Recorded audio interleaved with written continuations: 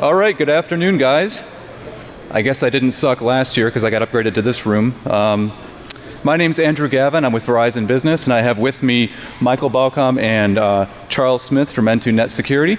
And we're going to talk today about how you can use OpenDLP to through Metasploit with existing Metripreter sessions that you might have popped. So without further ado, we'll get going.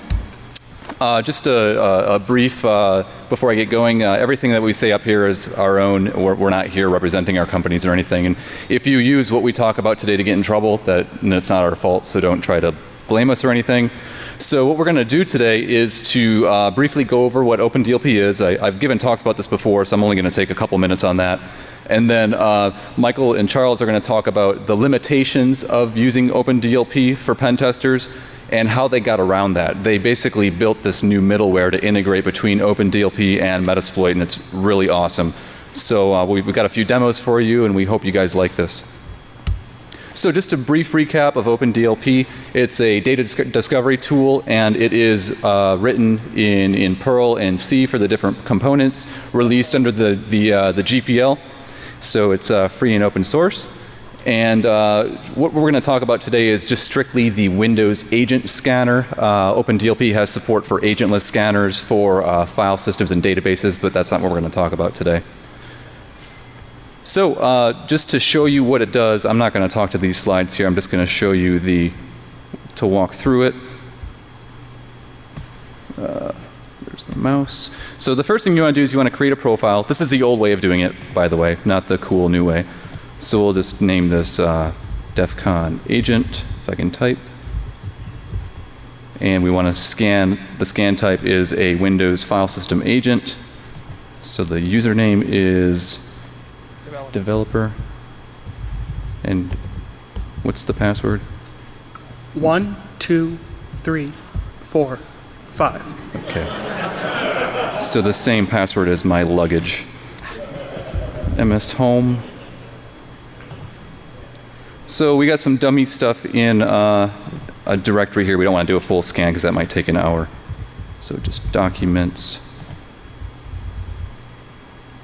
We'll scan for some fun regexes. So Amex, Discover, and this mouse. MasterCard, Soch Visa. And we have to fill out our basic auth credentials, so DDT and OpenDLP agent. Fill out that garbage.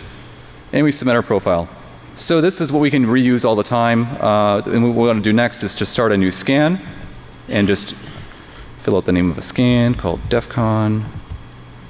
And we want to do the DEFCON agent, and then the IP address is 56.102. So we'll start that. So now in the background, what it's doing is it's pushing all these files over SMB to the Windows system that we want to scan. And it's going to start that off as a service, and it's going to run at low priority. It's going to limit itself to a percentage of that target system's memory. So it's not going to totally destroy and crush the box when you're scanning it. Every so often, it's going to call back to the web app with results over a two-way trusted SSL connection, so you can securely transmit results. And this should quickly finish, whoops, to view the scan.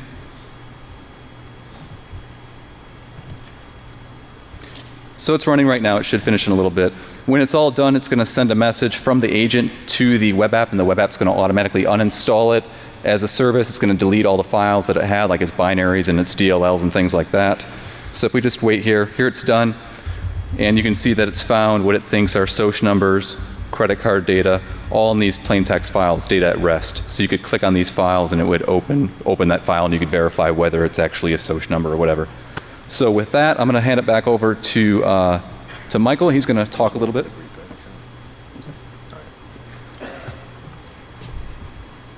So under the current implementation, we found that we had to have passwords, and necessarily we may not through a pen test. So what we tried to do is set this up so that we didn't have to have domain admin all the time, because you have to set up a profile per password.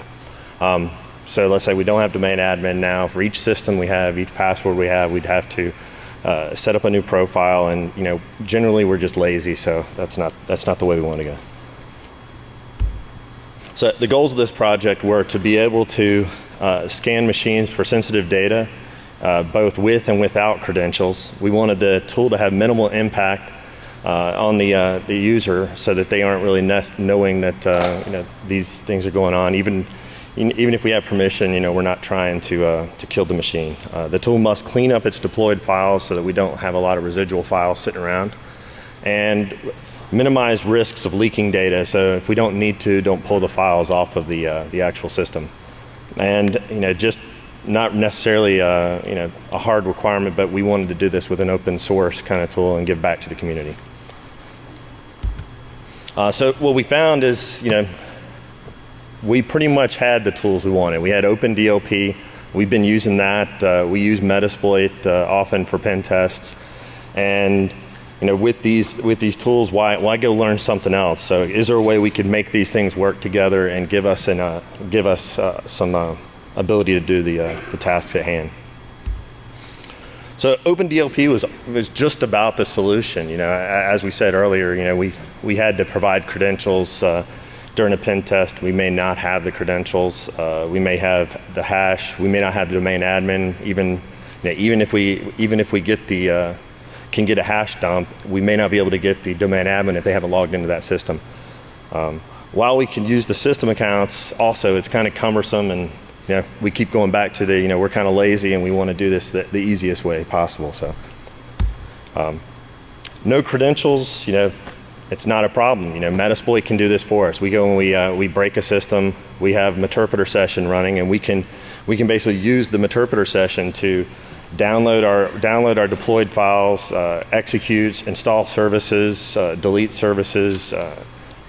Anything that we needed to do for OpenDLP, we can do through the Meterpreter session. So it was just generally that's a great method. Then we had RPC. So because of the Metasploit RPC, we could communicate to the system under test with OpenDLP and control everything that we could from the console. Well, most everything you can from the console.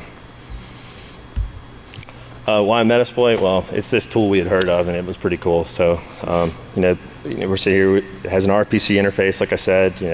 Has many routines to elevate privileges. We could download, upload files, execute applications on the target. Deploying services was crucial, so that we didn't have to also distribute like sc.exe to these systems. And now we're a little bit closer towards having a fully open source capable offering. And for now, we'll turn this over to Charles, who did most of the implementation, and let's go. Thanks, Mike. So as you can see, OpenDLP and Metasploit together satisfies those goals Mike was just talking about. We can deploy with Metasploit without any kind of credentials.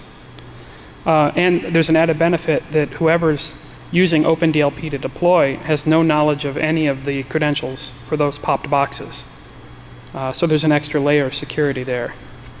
We have one profile which can deploy to hundreds of Meterpreter sessions all at once if you want. And the big thing is there's no changes to Andrew's agent. That code remains the same. It doesn't care how it's been deployed. And here you can see the typical OpenDLP setup as it is now. The pen tester here hits OpenDLP via his browser, which then deploys with SMB. Periodically, the agent running on the target posts back results to OpenDLP, and will even tell OpenDLP when it's finished, and it'll be uninstalled by SMB. Well, we've gone and removed this SMB and replaced it with RPC communications to the Metasploit RPC server. We can do all the exact same things over this RPC. So I will send a command that tells this to create a new directory on the target, and then a Meterpreter session will be, the Metasploit RPC will use a Meterpreter session to create that directory, copy files into that directory, start a service, run the sc.exe executable, and start the service. And the agent still posts back with HTTPS here. So that's unchanged. So to do this, I created a Perl module called metasploiter.pl. And I modified a bunch of the OpenDLP web pages, the web app pages, to include all this integration, creating these directories and uploading these files, just like it's done with SMB currently. I also created a Ruby module that's installed in Metasploit, but I'll go over that a little bit more later. Right now we're going to concentrate with an interpreter deployment. Since OpenDLP is written in Perl, I figured I should probably learn Perl. And I did. And so then I created this module, and it's a standalone module, actually. It's not tied to OpenDLP. It encapsulates the RPC functionality into a request and response interface. I send a interpreter write, and inside the code I continually poll and wait for the response before I return, so it's synchronous. It's a general use class, and I hope you guys will actually take a look at it and use it, because you can use it for a lot of different cool stuff. But because it's general use, it left a lot of code still in the web app pages, because I have to use it to create directories and all that. I just can't say, hey, start. But it does parse all the responses for you and everything. And so here are the highlights of this new module. I can use it to log in and acquire credentials. Oops. I can get the current Metasploit version, list of the sessions and details about each session. I can interact with sessions with interpreter reads and writes, as well as synchronous writes. Upload and download files. Create and change the remote path. Change the local Metasploit path. Remotely execute applications on the target. And I can check if I'm connected to an Armitage console. So this is a quick sample of the code. I don't know how well you can see that. But I wrote code here that will authenticate with the RPC. You just give it the IP address and port, login and password, and it's also works over SSL. And I have set it up so that if it's successful, it will return 0. That way you can choose how you want it to die. And Metasploit, or the RPC, is all over HTTPS or HTTP, which means that once you log in, you get an authentication token back. And we handle all this inside, but that authentication token is only good for a short period of time before it expires. So we also have the ability to acquire a persistent token, and as long as you continue to pass that in your transactions, your login won't expire. We can also, I created a list sessions method, which will list all the sessions on the Metasploit system, and get session list will return that list as an array of hashes. And this code here just walks through that array and prints out the IP address and some info about the host. I have a method get Metasploit version, which will get the current Metasploit version, obviously. You can change path. I have a method called send and wait, which will send a command and wait for a response. And get command response will get that response. And then you can release the persistent token to log out. And this is what the output of that little application looks like. Now this is just a subset of the code that's in there. You can see you can do a lot of really cool stuff with this if you want. So this isn't perfect. There's a bunch of, I mean, it's pretty slick, but right now it uses Meterpreter to deploy. And Meterpreter sessions have no way of authenticating a user against the current session. That means you can't have two people accessing it at the same time, because the way Meterpreter works, you send a request and it puts its output into a buffer. If two different people send a request, the response to that, the output gets put in the same buffer. So the first person who reads from interpreter gets all of that output. So if I send a PWD and somebody else cats a file, the first person that requests a read gets all that data. So really the only way right now to keep from having this error, this problem, is to be like, hey guys, I'm using session 3, don't mess with it right now. And that's not exactly ideal. The other thing is the RPC is a command interface only. You can't transfer files over it. Basically, if what you can type into an MSF console are the only things you can send and receive from your host to the RPC server. So you can upload files, but they have to upload from the Metasploit box to the target. Likewise, when you download, they download from the target to the Metasploit box. What this really means for users of OpenDLP is you can't just click on a file and download it like you can with Gavin's stuff. So this is a problem because in addition to those original goals, we really want this to work with Armitage. Because Armitage is this neat GUI for Metasploit you guys might have heard of. It's used by a lot of pen testers. I think we even use that, maybe. So it doesn't play nicely because even though Armitage has a nice deconfliction server, we totally screw that deconfliction server up. Our reads will pull stuff that's meant for Armitage, and Armitage doesn't really like not receiving its responses. So as a stopgap measure, I created a little method that will check to see if Armitage is currently using the RPC connection that we're connected to. And it just returns true or false if it does. But still, all I can do is display a warning in OpenDLP saying, hey, you're connected to Armitage.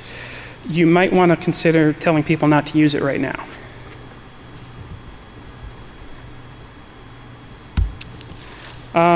So that really wasn't ideal.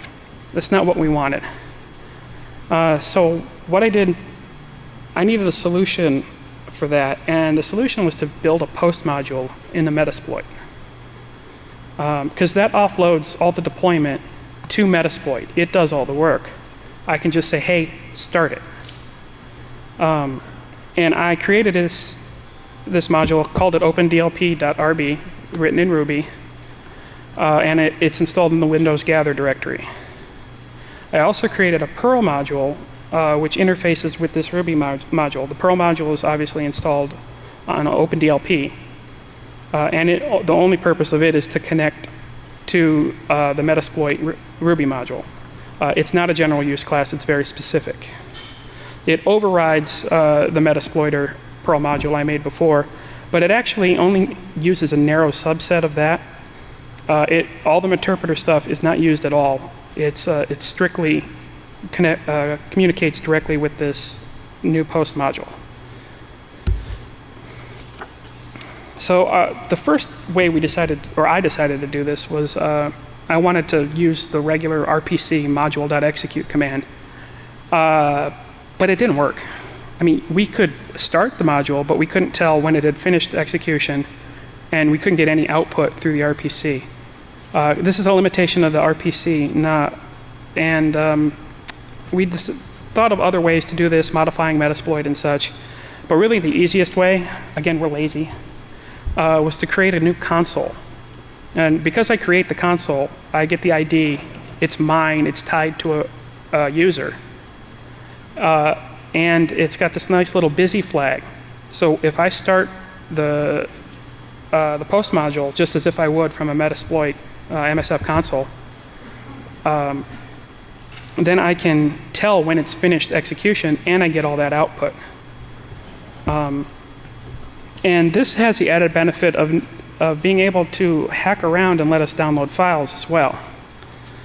Because I can control the output, in Ruby, I'll read a file off the target system, base 64 encode it and throw it in some headers and then print that all to the console. And that allows me to fake it to be able to transfer files over the RPC. So it can work just like Gavin's stuff. And so this post module has 6 different actions. I can deploy, which will create a directory on the target system, upload the OpenDLP files, execute the archive, write a configuration file, and install and start the service. I can independently start and stop the service with this module. I can delete the service, uninstall it. I can remove all the installation files, and again, I can read a file off the target system. And this is the post module that's installed in Metasploit. So I created this new Perl module to interface with this. And this module does all the work of creating a console and executing the post module inside. It's really easy to use. You set the module name, the configuration string, which we get from OpenDLP. We just base 64 it and set that. The source path, which is the path on Metasploit where the OpenDLP deployment files are located. The remote path is the installation path, and the session ID is a session we want to deploy this to. And this is probably going to be really hard to read, but it works just like the previous module. You log in and authenticate, but now you set the module name, and in this case it's Windows Gather OpenDLP, and check to make sure it exists. Then we set the source and remote path, the configuration string, and the session ID, and just call deploy OpenDLP. It handles creating the directories, installing the service, and everything. And it returns 0 if it was successful. And we can download files just as easily. To get the contents of a remote file, I call the method read file. It returns 0 if successful, and then call get file data to get the contents of that file.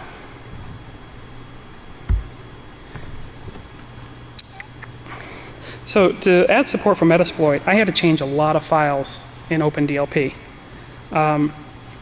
And although I created the interpreter-based deployment first, the post module is obviously better because it's less code and it deploys without messing up your interpreter sessions, without any kind of concurrent access problems.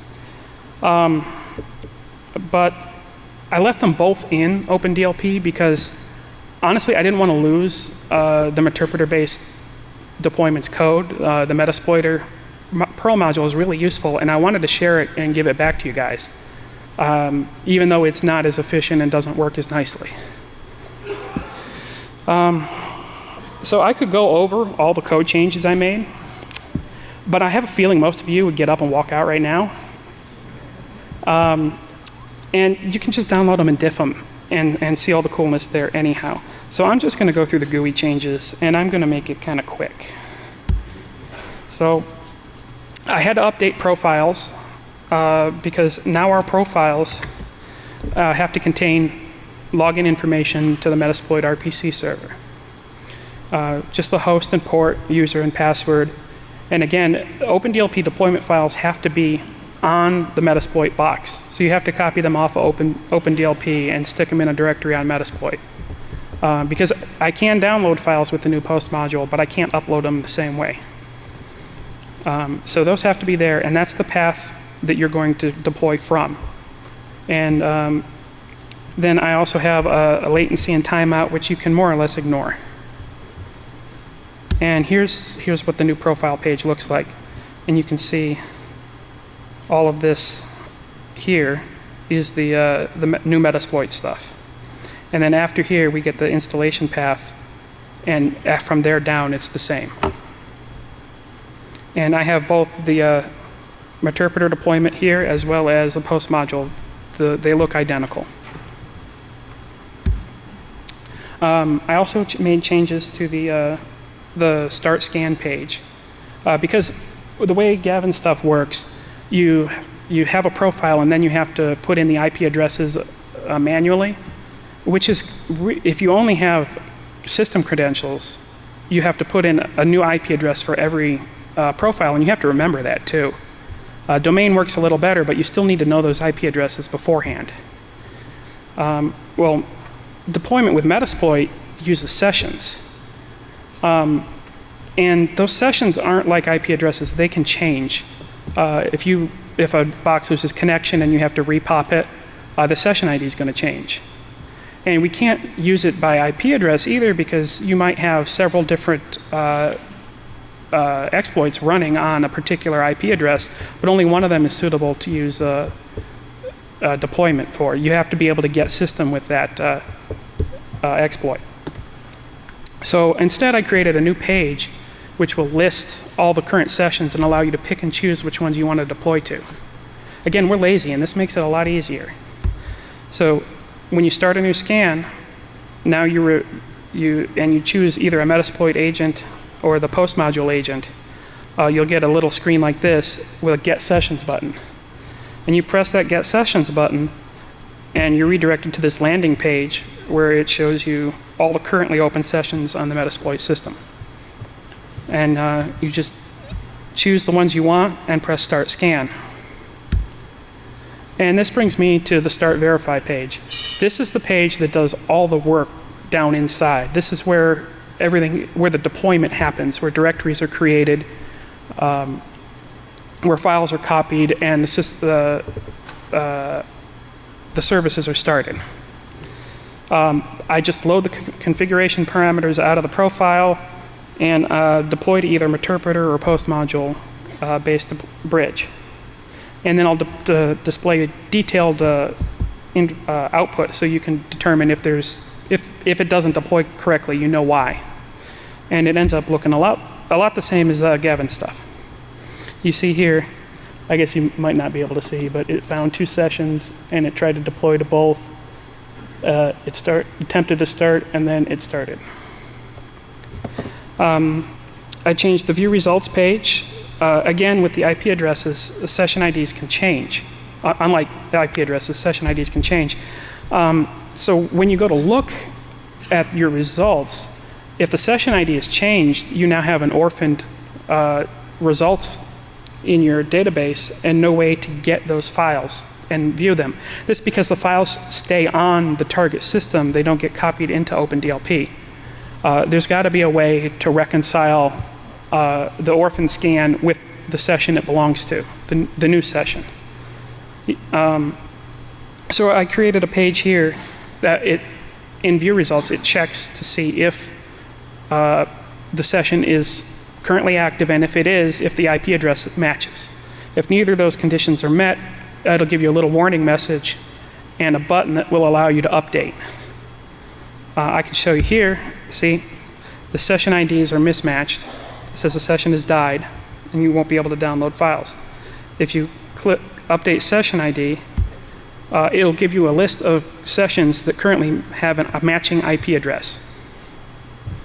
Then just click the Update Database with New Session ID button, and it will update the database and the session ID with the session ID, and you'll be able to now download files with that results again. I also had to change download file for the Meterpreter-based deployment. Because files can't be downloaded with the Meterpreter-based deployment, you can't get it all the way to the OpenDLP web app. What I do instead is I use that path to OpenDLP files on Metasploit, where the deployment files are located, and I create a path under there using the IP address, the session ID, and the profile name, and store the file there, so you can get it off the Metasploit box later. Again, the post module deployment doesn't have this restriction. And this is what it looks like for a Meterpreter based. The path in green, if you can read it, is where it will save a file to. I made some changes outside of the Metasploit functionality because I was doing a lot of work on this and had lots of failed scans, and I had to go through and clean up the database manually sometimes because I get so many failed scans in there.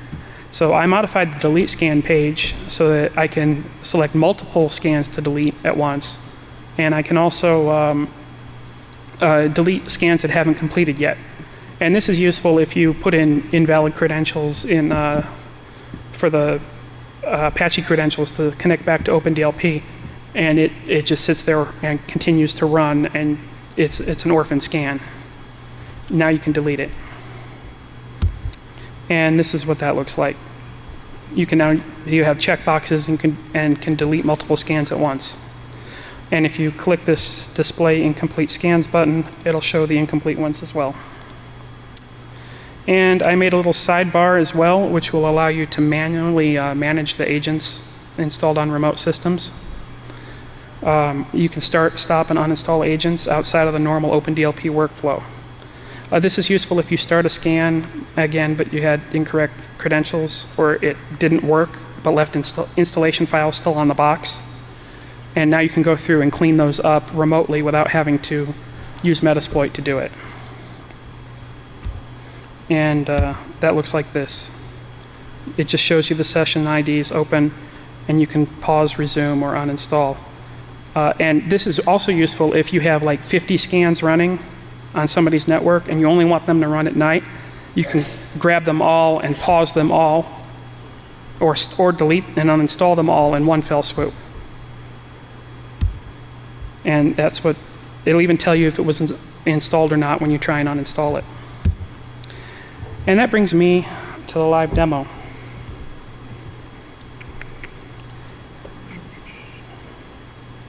So I've already created a couple of profiles here.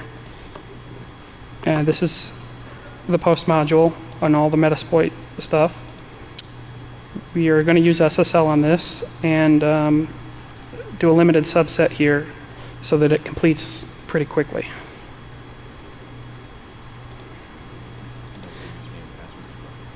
Say again? The username and password is blank. You don't need it. Yeah. Oh, yeah. In the profiles, the username and password here, which were for domain, are now blank. You don't need those. Don't use those at all. So to start a new scan, I'm going to choose a post module deployment. And I'm going to call get sessions here. And this shows 2 sessions. And if you can see here, these are the same sessions open in Metasploit. I'm going to select them both and start a scan. And this will take just a couple of seconds.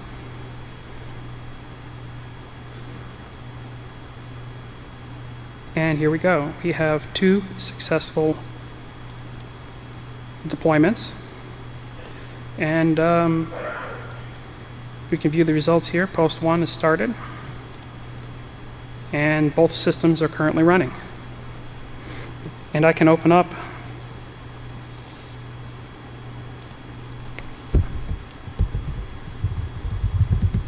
you can see that the agent's currently running. Now I can go over here to the manage agents if I want, get those sessions, and pause that agent.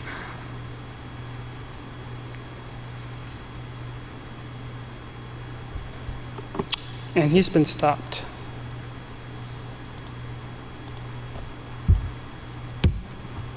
Oop. Actually, it looks like he may have already finished. Yeah, they both completed so quickly I couldn't show you that. But now with the post module, I can view these results and download them just like a Windows agent scan.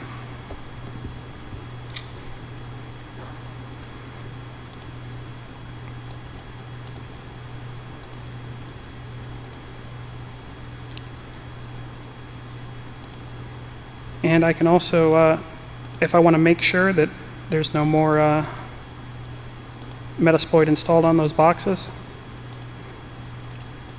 I can try and uninstall the agents again, and it'll tell me if they were installed on there or not.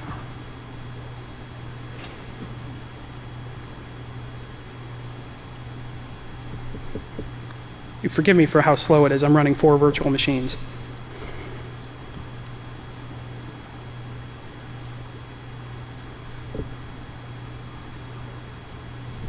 And here we go. It tells you that OpenDLP service wasn't installed. And I can run through here with the interpreter deployment.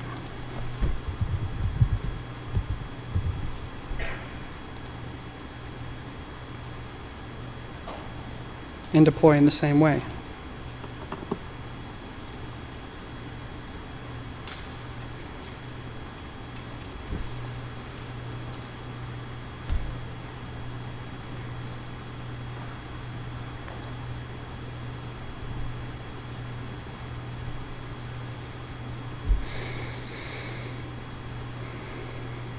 And here we go. You'll notice that the logs are different because of the different deployment type, but that they both did deploy and start correctly. But the difference here, when you go to view,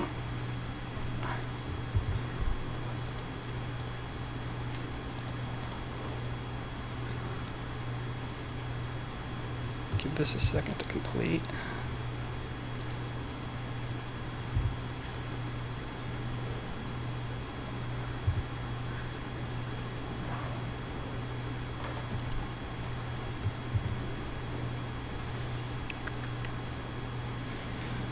All right, now it's completed. Now, if I want to grab that allow.txt file,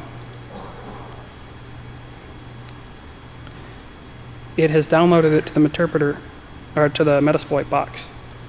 So it's downloaded allow.txt on session 15 to OpenDLP, which is the directory for the deployment files, with the session ID and the IP address. And I can show you that right here.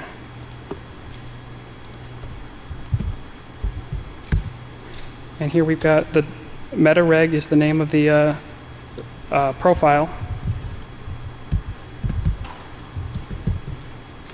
Session ID. And then we've got the allow.txt. And I can also show you here, I have this old profile.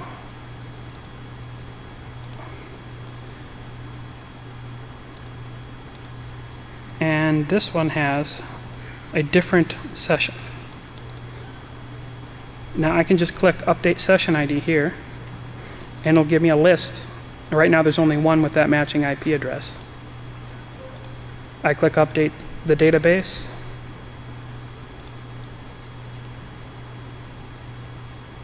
And again, I can view these files now.